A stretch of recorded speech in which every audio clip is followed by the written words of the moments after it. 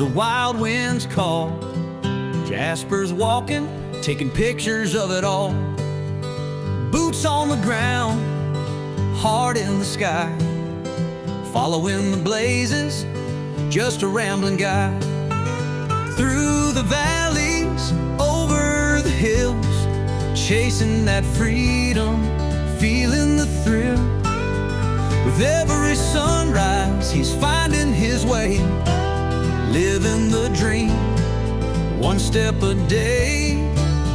Trail named Jasper, walking on through, Bruce trail bound with a camera view, hiking the ridges, chasing the light.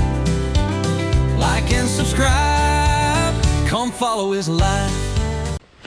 Once again, good morning everybody. Jasper here.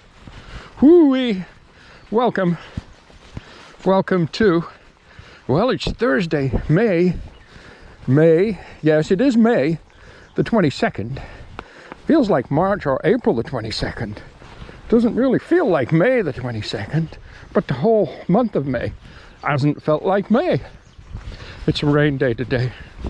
We got rain all day, sometimes harder, sometimes a little less. It's going to increase as the day goes by.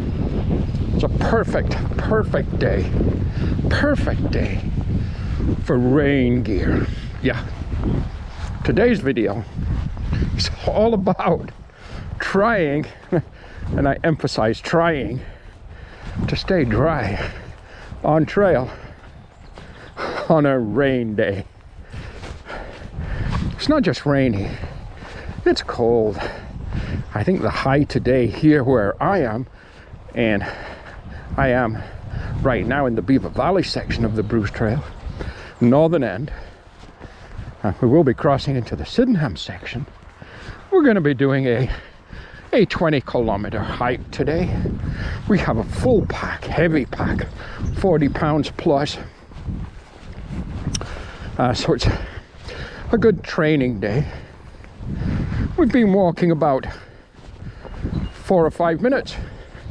My feet are already totally soaked in the wet, long grass. Hey, I should have worn my sealskin socks. I never thought about that. So here we are talking about a rain day. We never thought about our waterproof socks, especially in this temperature. It'd be perfect for a day like today. Not to worry, doesn't matter. Here we are. Oh yeah. So again, oh, take a look at the fog. Oh, the low cloud, the fog. Yeah, and it's only going to increase and get worse today. So as again, it's a perfect day for rain gear test. For sure. Okay, you know what? Let's just get a few miles logged, and I'll tell you a little bit more about the gear we're using and how we're making out. Okay, let's get to hiking, shall we? Wow, how green. I noticed this not yesterday, but the day before. Today's Thursday, Tuesday, I guess Tuesday, we were out. Beautiful sunny day. That's when we did the Webwood Falls photo shoot and hike, a 23-kilometer day. I hope you enjoyed that video. I really enjoyed creating that video. But anyhow, I noticed how green, with the rain, the sun, the rain, the sun, the rain, the sun. We've had lots of rain. Everything's so vibrant, so saturated, so green, so beautiful. Yeah, it is. It's rain. Well, it's muddy. It's wet. It's muddy. It's slippy. Going with caution. Again, don't forget, rehabilitating that left hip replacement. The footwear today, well, that's my Ultra Olympus. which I like. This particular pair is very, very, very well worn. They have got, I don't know, a lot of miles on them. Well over 1,000 miles, maybe pushing 2,000 kilometers. I don't know how many. I bought these off eBay a couple of years ago, and when I bought them used. I've bought several pairs of footwear halters off eBay used. It's worked out fine for me. Certainly has, because I myself must have put, well, I don't know, I bet you I put at least 1,000 kilometers on this particular pair myself. I used them last year for the yo-yo of the West Island Way. I used them on the Bruce Trail last year for the Bruce Trail through hike. So, well, yeah, right there's well over, it's got to be 1,500 kilometers I've put on them, because I've done an awful lot of day hikes and 2 and 3 day hikes in them. But they're well worn. The actual shoe itself, the top side, is fine. The tread, well, tread is well worn and tired, and you really notice it on a really wet, muddy day like today. They're just lack of grip. Having said that, a new pair of Ultra Olympus are probably, they have the Abraham sole tread, but it's a soft kind of Abraham sole tread, and they've got to be the most grippiest trail runners I've ever used. I mean, really, I've used all kinds over the years, and these are the greatest things since sliced bread, I think so. And Ultra brought these out to compete originally with the Oka Speed Goat. Yeah, they did. Okay. So what are we wearing? Well, I am wearing a thru hiker's fashionable ensemble.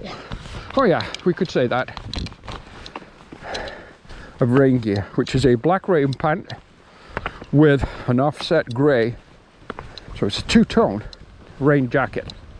It's all one set, and it's manufactured by a company called Tidewe. Now, I first came across this company a couple of years ago when I actually bought this set, and I bought this set because my wonderful granddaughter, the Booster, she bought me for Christmas a $100 gift certificate for Amazon.ca. Yes, she did. And with that, I purchased this rain set. Now, it is lightweight, that's for sure, but it is not ultralight. It packs down reasonably, but it doesn't pack down the smallest, as say compared to my Outdoor Research Helium 2 rain shell, just as an example. And I'm going to show you the gear once I stop hiking and so on, but we're talking about it right now. Now, I have used this in 2023. I took this with me, this suit, which was just shortly after I bought it. In fact, I bought it for doing the West Island Way in Scotland. Exposed, windy, cold, potentially, rain, potentially lots of rain, hitting you horizontally, the whole bit. Well, on that particular hike, I was there when Scotland was having an heat wave for a couple of weeks. So I only had about 30 minutes of rain, and I wore the pant and jacket for about those 30 minutes, but I never actually got to really test them. I've used them a little bit in the shoulder seasons because they are slightly more heavy duty than, say, my Frog Togs ultralight jacket or my, again, Outdoor Research Helium 2 rain shell, this kind of thing. So they're great for the shoulder seasons like the spring, the late fall, they're just perfect because they have a great kind of insulation value to them, as well as potentially the potential of keeping you really quite dry. Also, they make a great windbreaker. They're a great combination of things, but like everything else, not perfect.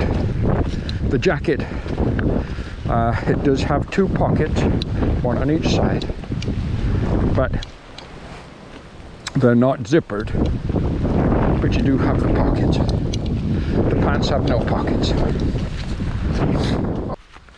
So, something I am liking about this particular jacket so far is the fact that the zipper goes right up to the top of the collar.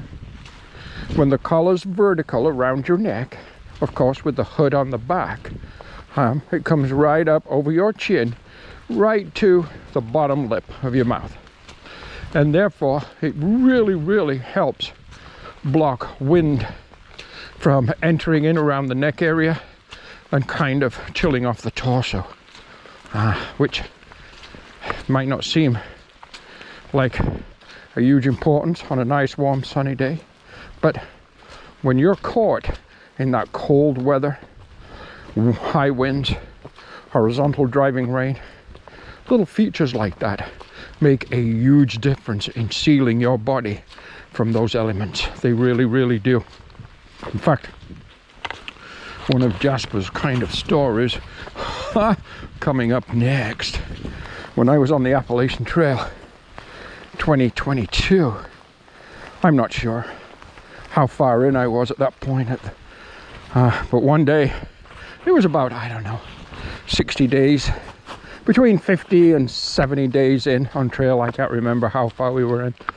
But one day, myself and the professor,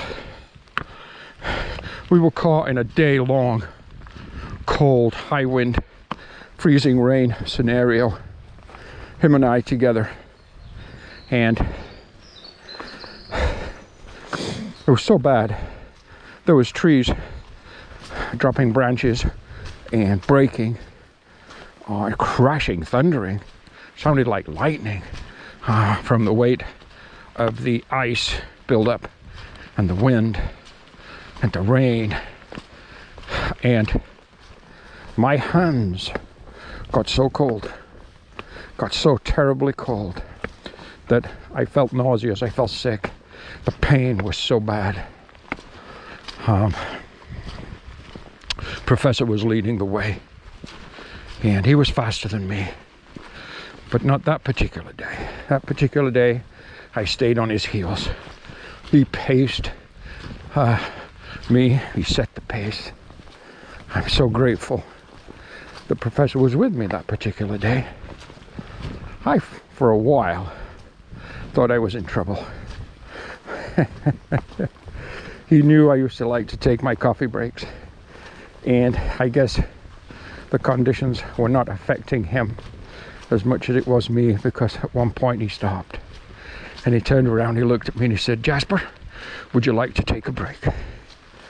And I replied, "Keep moving." Now, it wasn't just keep moving. There was one other word in the middle of that. Begins with an F and finishes with ing, but I really don't want to talk like that on our family channel. So it was keep, beep, moving. Just keep moving. Quite sternly, he just turned around, put his head down, and he just went. And I stayed right on his heels. Now, one thing about Professor was, he was an engineer, he was a smart man. But what he used was, like one day, for instance, I bought this pack of bagels, and I'd think I'd given him a couple, and I don't know.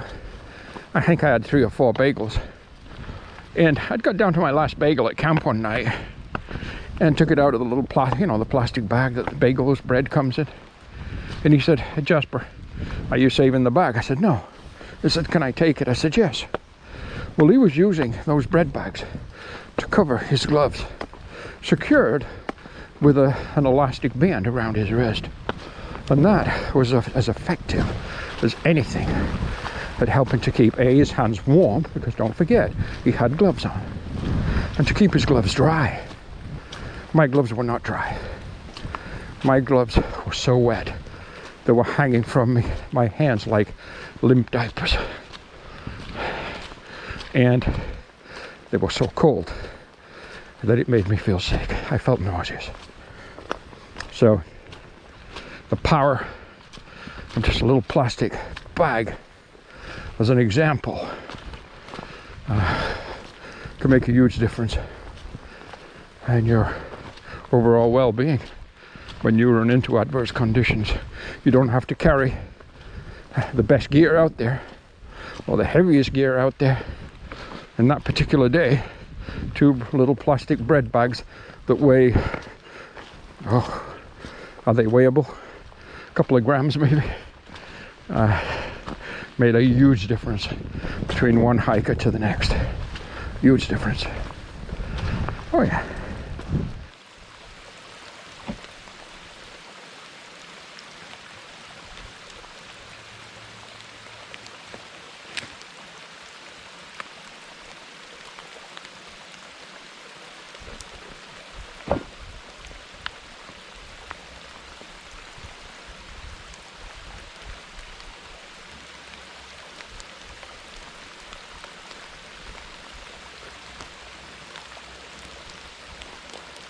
Hope you can see my two-tone black gray top matching rain gear ensemble. I'm taking a break right here. I don't think I have the GoPro in a very good position, but I just took my pack off, put my sit pad down, my trekking poles, my gear's rain mitts. I'm going to sit my butt right here. We're about, a little over 6 kilometers. Little over 6 kilometers in. It's raining pretty steady. There's a pretty little, like, I don't know, little country waterfall-y kind of stream with some little fairy pools meandering all the way down. Yeah.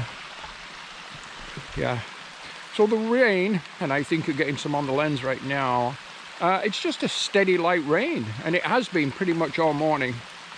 So it's enough to soak, but it's not a monsoon rain by any means. It's supposed to get harder very, very soon. But first, break time. Just ahead of us here, you see the blue blaze on the tree to my right, indicating a right turn. Well, that's the entrance to the short trail down the hill, the wet, muddy hill, to the Ambrose overnight rest area. You know this place. You've been there with me before several times. But we're not stopping there.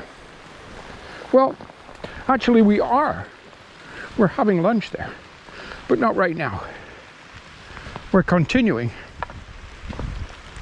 down trail to the next back country road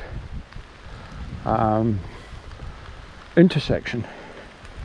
There we will make a 180 and start heading back the way we came. That would be the Rockland Creek management area, the east side of the Rockland Creek management area in the Sydenham section. Yes, it would. So yeah, lunch is coming, which is always good, but not yet. We've still got, a few more kilometers to do yet, and then we'll have lunch. Okay. Oh, by the way, rain jacket holding up quite nicely, rain pants holding up quite nicely. Rain's turned into more of a steady, light but steady rain. Yeah, so far, the Tidewe Rain gear feels pretty good. Okay, let's keep going. The turnaround point, the halfway mark, From here, we're heading back. Rockland Creek Management Area, Grey Sabble Conservation. Oh yeah. Oh yeah. My trekking poles are sat on this rock. Yes, they are. Because that's just where I put them before I went to film the sign. Country road, wet. Oh yeah. Trail where we're going, back into the forest.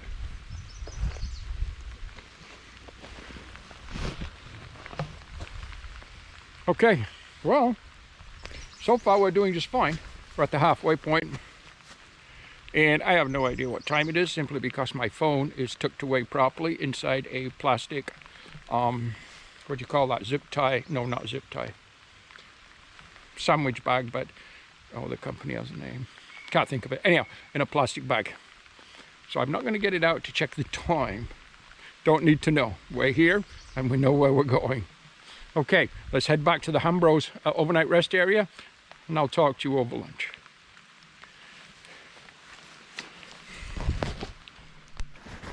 One thing, I hope you can see the trail okay.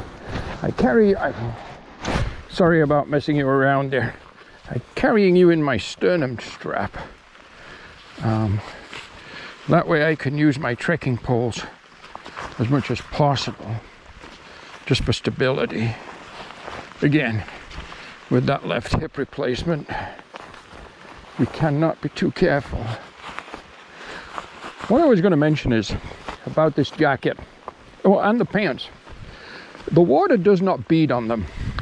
So what that means is they're not exteriorly treated, or they have no exterior spray or impregnation of a silicone or anything else for that matter. If they did, the water would bead on the surface of the jacket. So what it means is it's a triple layer construction, which makes sense because that would justify the thickness of the material. So it'll be a minimum of 3 layers. It'll be of material that's used to manufacture this particular garment or this rain gear. So there's an exterior layer, and then there's a layer of a waterproofing material. Now, if it was Gore-Tex, it would be advertised as Gore-Tex, and it would be significantly more expensive, 4 times the price. So it's some other, let's call it generic or whatever, layer of waterproofing material, and then a third inner layer, all kind of compounded together, laminated if you will, to make a minimum of 3 layers of material. And so far, that 3 layers of material seems to be doing a good job.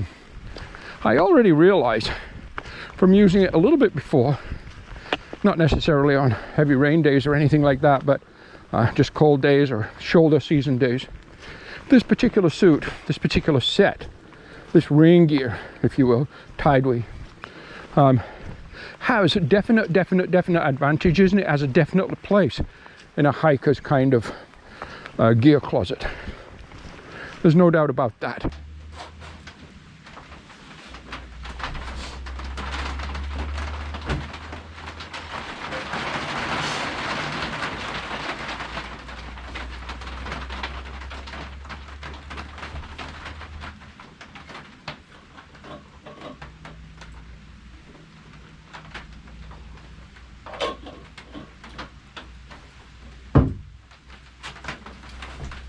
As I was about to say before my battery ran out,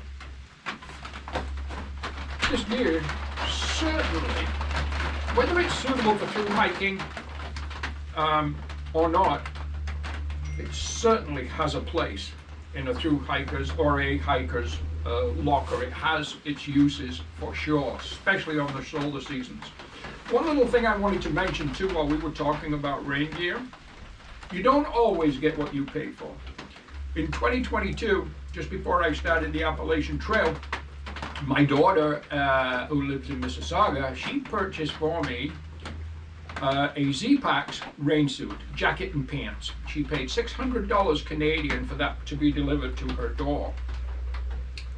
And I was delighted. I never thought I would have something as good as a Z-Pax rain suit. But those price points, way out of my kind of pay scale. Within a month of being on the Appalachian Trail, the suit was in the garbage. It just deteriorated, fell to bits. All the ceiling came off. It was not at all waterproof. I did keep hold of the jacket for a little while longer just because it was a good like wind shell and a good layer to maybe sleep in or something. This suit here, less than $100 when I bought it, because I bought it with my coupon, my Amazon.ca $100 coupon, and I had money left over, so less than $100 is 100 times better than a Z-Pax rain suit as far as what it will do for you. So I did want to mention that. You don't always get what you pay for. That's a fact. Okay, I'm going to have my coffee, going to have my lunch. We are at the Ambrose shelter, as you can see. When the battery died, I was on trail. I did not change the battery at that point, simply because it was raining, which it still is. You might be able to hear some of the rain on the metal roof. So far, so good. I'm going to enjoy my lunch.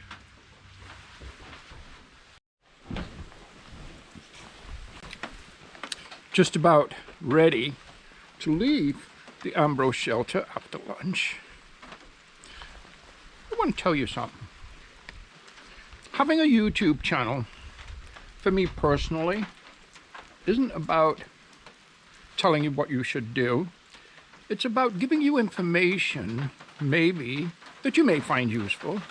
It's to try to make us all better hikers so we enjoy the outdoors more. Anyhow, it brings to mind just a couple of nights ago, and right at this shelter, but just a couple of nights ago, I watched a YouTube video of a young gentleman that I think it was about 2 years ago. He was right here at this shelter. He was doing a 6-kilometer hike in, a camp, and a 6-kilometer hike out. And when he got here, on his video, he said he wasn't sure whether he should set up his tent inside the shelter. Well, that's fine. That's okay. I get it. And he elected not to because his tent was a little bit too long and he came out of the front door of the shelter. So we ended up putting his tent up somewhere about there. That part was fine. What isn't fine is you never, ever put your tent up inside a shelter. The shelter is for you. It's also for everyone else. In this particular shelter, depending on what your plan is, depending on the time of day, like here, we just came down and we sat right here. You can see my kind of wet feet and clothes marks on the ground, but we sat right there. We had our lunch, we packed up, we made sure we didn't leave anything behind, and I'm about to leave. This particular shelter has 3 benches. And these 3 benches, one comes over on this side. It's a little dark in here, and I apologize. And another bench, 3 benches. And each of those would make a fine bunk. On any of those benches, you could put down your Tidewe or whatever it is, your inflatable pad or whatever pad you use, your sleeping bag, and you can spend the night.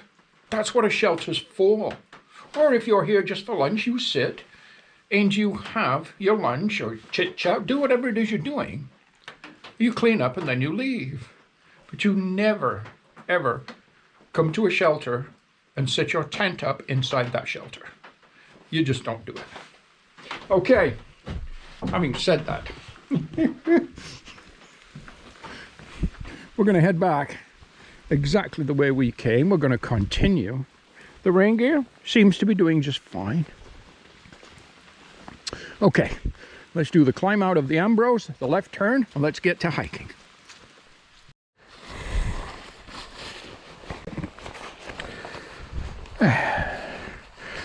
Something else to think about, there's lots of things to think about, but something else to think about when you're picking rain gear for a particular trail, through hike, whatever, is today, for instance, we're out today, we're out in the elements, it's been raining, it's backed off again now, but since we left Ambrose, it rained pretty steady, but it has backed off right now, is the fact that when I get to the end of my hiking day today, I'm going to jump in a car, my little camper van. I gave you a tour of that on the last video. I hope you liked that. And I'm going to put the heater on. I'm going to drive home to a nice warm house. And I'm going to take a hot shower, put on some nice warm clean clothes, cook myself, I don't know, maybe a Caesar salad, nice pork chop to go with that, whatever. But on a through hike, oh sure, you could have booked into a hostel for this particular night, or a motel for this particular night. Or maybe even get into a shelter like the Ambrose. Granted, there's no hot showers or heating, but it's a shelter. Or a commercial campground where you're tenting, but they do have showers. You can have a hot shower, or a wild camp. What my point is, at the end of this day, I've got all the comforts of home. But on a through hike, generally speaking, you do not. So again, you really need your rain gear to look after you as best as it can. Because when you get to your camp, what you've got is your tent. And of course, your sleeping gear, which hopefully consists of a nice long goose down sleeping bag. Oh yeah, a nice thermal rest near wear ultralight sleeping pad, inflatable, 4.2 R value. And depending on the time of year, a nice sleeping bag liner. Maybe the reactor model, there's 3 of them. There's a light, a medium, and a heavy. And the further you go up between light, medium, and heavier, the more warmth value they add to your sleep system. Or just a basic nylon, lightweight sleeping bag liner. But you need to keep those dry. They always have to be dry. Your sleep gear must be dry. You cannot risk it getting wet. And sure, I know we all use pack liners now in our packs, yeah. But I go a step further. In my sleeping bag, well, all my sleeping gear, which is my sleeping bag, my sleeping bag liner, my inflatable pillow, they all go inside like a kitchen catcher type garbage bag, which then goes to the bottom of my pack, which is then also inside the compactor bag or larger garbage bag, heavy duty. So it's got layers of protection. And of course, I do use a pack cover. Some people have said don't, save the weight. But you know what, if it's raining, your pack will, generally speaking, absorb and hold quite a bit of moisture, which adds a lot of weight. The sleeping bag, the pack cover is usually a nylon, and it's usually silicone treated. And sure, they're not perfect by any means.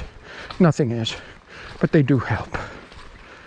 So you have several layers of protection to keep your sleeping gear dry, because it's so important that you do. Because if you're out for a cold, windy, rainy day and you set up your camp and your sleeping system is wet, well, you know what, you might as well just roll over and die. Yep, still low cloud. the drizzling kind of rain that's just constant right now. The bench that I just sat on had a kind peanut butter, or peanut, not peanut butter, but peanut. It had whole pieces of peanut bar. Kind is the brand name. Finished up the last of my coffee. It's 3.5 kilometers from here back to where I parked my little camper van this morning. And once again, that's at the Memorial Forest Bruce Trail Conservatory parking area, Greersville, or parking lot. Again, thank you to the Bruce Trail Conservatory for providing excellent parking for us. And those, the orange gang, they're all parked at Blantree, and I saw all their cars there. There was like, I don't know, 6 or 7 cars. I saw the ball and I knew somebody was out here. Anyhow, so the last 3.5 kilometers, we're just gonna set to and punch it because the rain is just, it's that fine drizzle rain that's just soaking everything. Anyhow, again, when I get home, I'm gonna hang this rain gear to dry. I'm going to inspect the garments I'm wearing underneath for moisture, and we'll start to evaluate the performance of this rain gear, see what we think overall. Will I be using this on my next thru hike? Well, as of yet, I don't know. It's very possible. And if I do get the opportunity, because today's Thursday and I actually fly next Wednesday. I think I'm going down to my daughter's house in Toronto next Tuesday. She's taking me to the airport the next day. So I'm running out of time, and I did want to do a gear kind of video about the gear I'm taking. But if I don't get the opportunity to do that, because I still have some jobs to do at home before I go, then on trail I will talk about all the gear, basically piece by piece, that we're using on the hike anyhow. So that of course will cover the rain gear also. Yeah, fog is just low cloud, just building again. It hasn't cleared all day, it's just been like this all day. But again, I knew that. That's why I thought it was a great day to for this particular hike, this particular experiment with the rain gear. Yeah. Oh yeah. One other little thing about rain gear. If you watch my channel, and I hope you do on a regular basis, you'll know that I like to layer my rain gear. So the underlayer is, for me, traditionally my Outdoor Research Helium 2. It's a thin rain shell, ultralight, weighs like 4 or 5 ounces.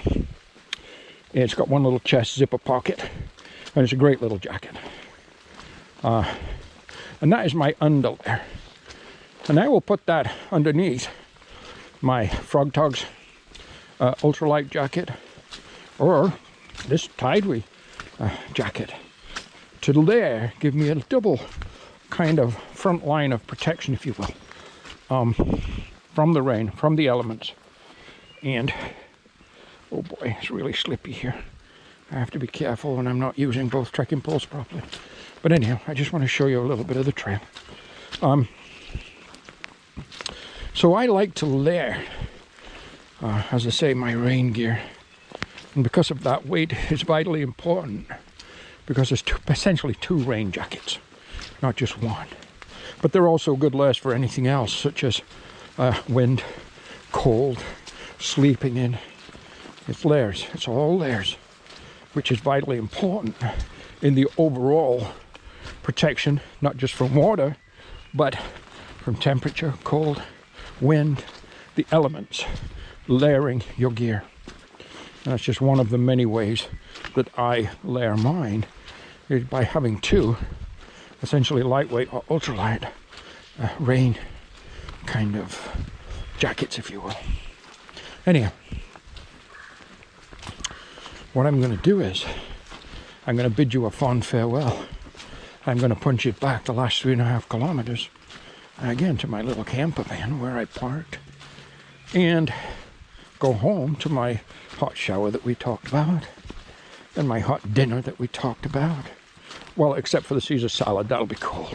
But the pork chop, it's definitely going to be hard. Unless I go with chicken. I had chicken last night. Oh boy. That's a problem being a Virgo, by the way. Decisions are very, very, very difficult to make. Okay, thank you for joining me. Don't forget to subscribe to my channel, because we need all the subscribers we can get, and we're still pushing hard towards that 1,000 subscriber mark, which will help us immensely, because I believe once we hit the 1,000, we can then apply to YouTube for monetization, which would allow us to have some ads on the channel that the channel can earn a little bit of revenue from, which, again, as I'd mentioned the other day about the Buy Me a Coffee program, it just goes a long way to help. Because we do go through a lot of gear, and it's expensive. Anyhow, again, thank you. Like, share, comment, do subscribe. We'll see you next time. You'll have a great day. Jasper is out.